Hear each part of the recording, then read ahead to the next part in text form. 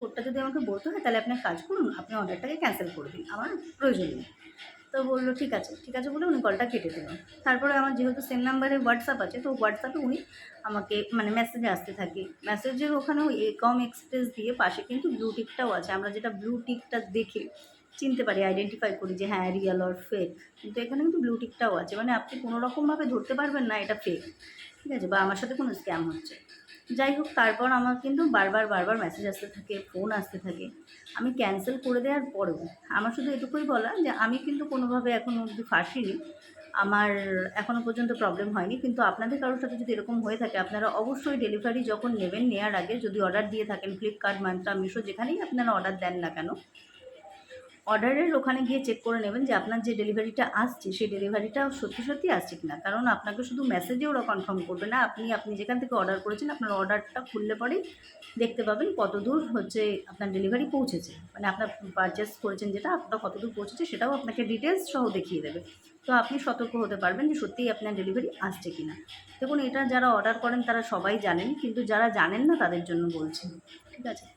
তো আরও একটা জিনিস আছে যে হচ্ছে এরকমভাবে যে মানে আমরা নিশ্চয় করে ফেলি যে হ্যাঁ এটাই রিয়েল, এটা ফেক নয়, যেহেতু একটা ব্লু টিক আছে। ব্লু টিকটা কোনো ব্যাপার না এদের ক্ষেত্রে। আমি যেটা দেখলাম ইকম এক্সপ্রেস যেটা শো করছে ট্রু কলার, এটাও ফলস। কারণ ইকম এক্সপ্রেস ট্রু কলারে যেটা শো করছে সেটা রেড কালারের, আর ইকম এক্সপ্রেস অরিজিনাল যেখান থেকে কল আসে যেটা শো করে সেটা হয় কিন্তু ব্লু কালারের।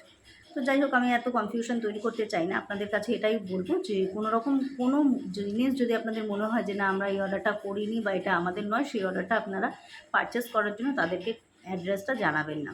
আমি দুটো জিনিসে জানতে পেরেছি, এক তো সে আমার নামটা ঠিক বলেছে, অ্যাড্রেসটা আমার শ্বশুরবাড়ি বলেছে, যেহেতু আমার কোনো জায়গাতেই আমার এই অ্যাড্রেসটা দেওয়া নেই। আর দ্বিতীয় যেটা ভুল সেটা হচ্ছে আমার বিয়ের আগের সারনেমটা ইউজ করেছে। সেটার জন্য আমি সতর্ক হয়ে গেছি যে না আমার কোনো রকম কোনো ডেলিভারি আসছে না। আর এরা যত সম্ভব আমার আধার কার্ড থেকে এরা পাচ্ছে, কারণ আধারে আমার সেম অ্যাড্রেস আর সেম নাম আছে। তো সেই কারণে হচ্ছে এই প্রবলেমটা হচ্ছে, আমি বুঝতে পেরেছি। তো আমি যেটা জিজ্ঞেস করেছিলাম যে নিশ্চয়ই আমাকে কোডটা দিতে হবে, বলছে হ্যাঁ কোডটা না দিলে আপনি তো ডেলিভারিটা পাবেন না। তো আপনাদের সাথে যদি কখনো এরকম হয়ে থাকে প্লিজ কাইন্ডলি এই ভুলটা কখনোই করবেন না। কোডটা যদি আপনারা কোনোভাবে তাদেরকে শেয়ার করেন তো তাহলে কিন্তু আপনার ব্যাঙ্ক অ্যাকাউন্ট পুরো ফাঁকা হয়ে যাবে, কারণ আমাদের সবারই ব্যাঙ্ক অ্যাকাউন্টের সাথে আধার লিঙ্ক আছে। আর এটা একটা স্ক্যাম, এটা সবার সাথেই ঘটছে, আর বিশেষ করে সামনে যেহেতু পুজো, এগুলো ঘটার সম্ভাবনাটাও অনেক বেশি। সবাই সতর্ক থাকবেন আর চেষ্টা করবেন এরকম জিনিসের থেকে এড়িয়ে থাকতে।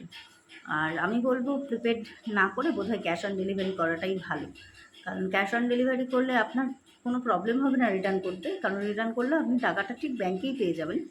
কিন্তু তাতে আপনাকে ওই কোড দেওয়ার ঝামেলাটা থাকে না। কোডটা দিতে হয় তো মানুষ অনেক সময় একটু প্রবলেম হয়ে যায় এই কোডটা নিয়ে, যে কোডটা শেয়ার করবো কি করবো না। তো অবশ্যই আপনারা দেখে নেবেন, যদি মনে করেন হ্যাঁ আমারই ডেলিভারি আছে তাহলে অবশ্যই কোড শেয়ার করতে পারেন, প্রবলেম নেই। কিন্তু এরকম ক্ষেত্রে এড়িয়ে থাকতে হবে, সতর্ক থাকতে হবে।